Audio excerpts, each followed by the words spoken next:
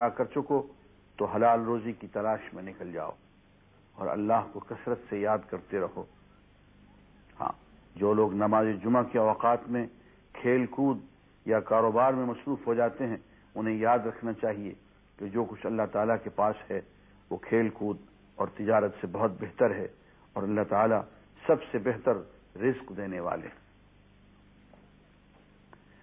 اس کے بعد سورہ منافقون ہے، اور اس میں مسلمانوں کو تنبیہ کی گئی آخر میں کہ اے اہل ایمان، کہیں تمہیں تمہارے مال اور تمہاری اولاد اللہ کی یاد سے غافل نہ کر دیں۔ ایسا کرنے والے سخت نقصان اٹھائیں گے۔ موت کے آنے سے پہلے اللہ کی راہ میں خرچ کرو تاکہ کل کو یہ نہ کہہ سکو کہ اگر ہم کو مہلت مل جاتی تو ضرور خیرات کرتے۔ یاد رکھو، موت کا وقت آگے پیچھے نہیں ہوتا، اور اللہ تمہارے کاموں سے پوری طرح واقف ہے۔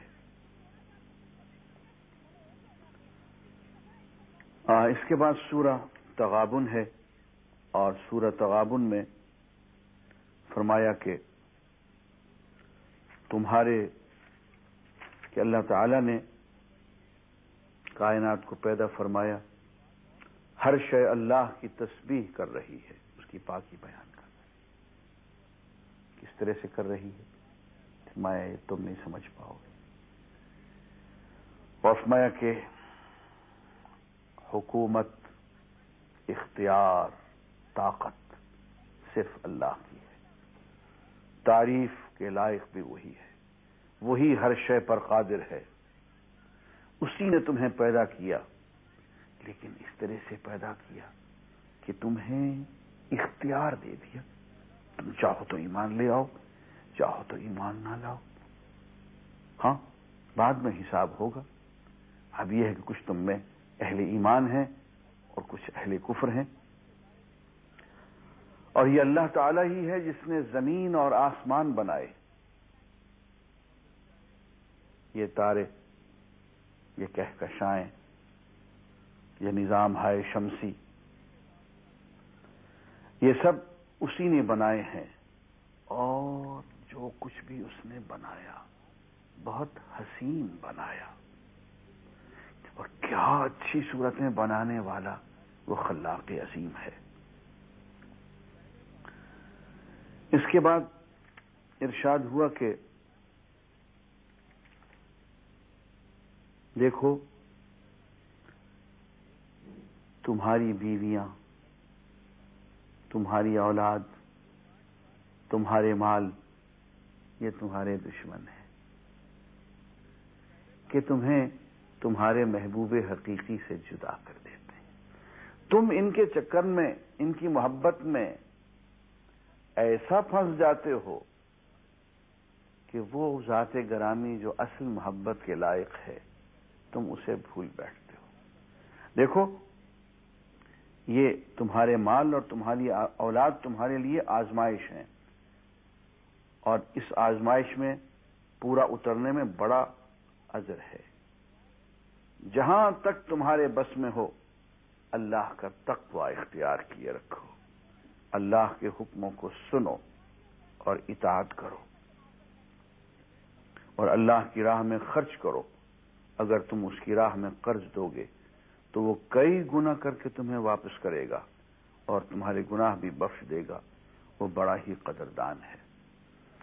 یہ اللہ کو قرض دینا بھی خوب ٹھہرا۔ میرے ایک چچا تھے، وہ میرے لیے مٹھائی لاتے تھے۔ اب مٹھائی کا ایک ایک الگ الگ پیس، ایک ایک گلاب جامن مجھے کہتے تھے بیچو گے، اور میں ایک ایک کر کے وہ الگ الگ پیس ان کو بیچتا تھا۔ کبھی کہتے تھے کہ یار میرے پاس پیسے نہیں ہیں، یہ مٹھائی تم مجھے قرض دو گے؟ اللہ کا قرض لینا بھی ایسا ہی ہے، سب اسی نے دے رکھا ہے، اسی کا دیا ہوا ہے، اور کبھی وہ کہتا ہے بیچو گے؟ اچھا بیچتی ہو، میں خریدتا ہوں۔ ان اللہ اشتری من المؤمنین انفسهم واموالهم بان لهم الجنہ، اللہ نے مومنین سے ان کے مال اور ان کی جانیں خرید لی ہیں، اور بدلے میں جنت دے دی. اور ایک یہ فرماتے من یقرض اللہ قرضا حسنا، اللہ کو قرض کون دیتا ہے؟ کیا مانگ رہے ہیں قرض میں؟ وہی چیز جو اللہ نے خود دے رکھی ہے. یہ اس کی نعمت ہے، اس کا کرم ہے کہ خود ہی دیتا ہے اور خود ہی پھر وہ قرض کے طور پہ مانگتا ہے. یہ اس کا بندوں سے پیار ہے، اس کے علاوہ اسے اور کیا کہا جا سکتا ہے.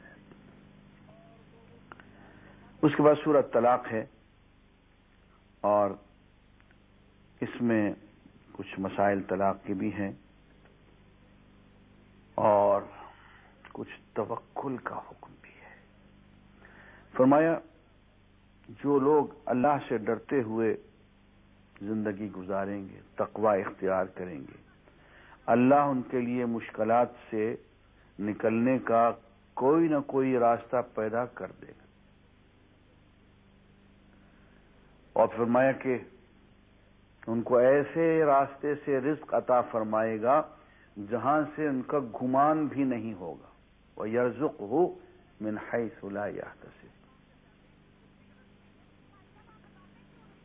اور ایک جگہ مَن يَتَوَكَّلْ عَلَى اللَّهِ فَهُوَ حَسْبُهُ. جو اللہ پہ بھروسہ کر لیتا ہے اللہ اس کے لیے کافی ہو جاتا ہے. یہ اللہ کا کافی ہو جانا، اس کی قرآن مجید میں بہت مشق کرائی گئی ہے. کہیں یوں کہلوایا گیا حسبنا اللہ، ہمیں اللہ کافی ہے، نعم الوکیل، وہ بہترین کارساز ہے. ایک جگہ سورۃ توبہ کے آخر میں یوں کہلوایا گیا وقل، یوں کہا کریں حسبی اللہ، اللہ مجھے کافی ہے، لا الہ الا ہو، اس کے سوا کوئی عبادت کے لائق نہیں، علیہ توکلت، میں نے اس پہ بھروسہ کر رکھا ہے، وہو رب العرش العظیم، اور وہ عرش عظیم کا رب ہے. اللہ کو کافی سمجھنا یہ اصل ایمان ہے. اس کے بعد عزیزان گرامی سورہ تحریم ہے، اور سورہ تحریم میں توبۃ النصوح کا حکم ہے، اور حضرت نوح علیہ السلام، حضرت لوط علیہ السلام کی بیویوں کی مثال ہے کہ کس طرح سے انہوں نے ان بیویوں نے اپنے خاوندوں کا کہا نہ مانا، ایمان نہ لائیں، تو ان کے خاوند بھی انہیں نہ بچا سکے، انہیں کوئی بھی نہ بچا سکا. وآخر دعوانا الحمدللہ.